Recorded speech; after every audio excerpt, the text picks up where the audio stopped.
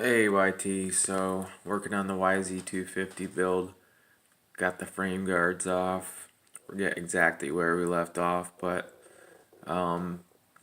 this thing has a ton of oil leaks, the exhaust, and the counter sprocket seal, so we're replacing that now.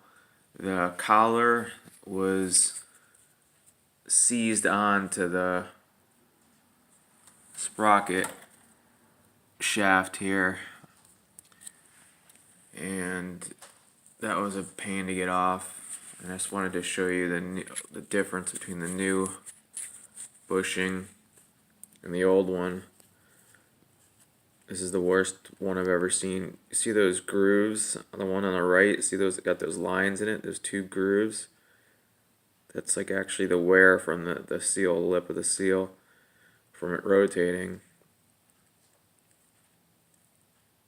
So that one's got to go. Got the what did we get in? We got the all the hangers for the exhaust, so we'll do that next. Cleaned up the rims a little bit. Look at how nicely those cleaned up. Sprocket too. Actually like that sprocket. I'm not too sure what kind of sprocket that is, but it's not stock. Cleaned up pretty good. Oh, this is something else I found. Hold on. This is a chain glide.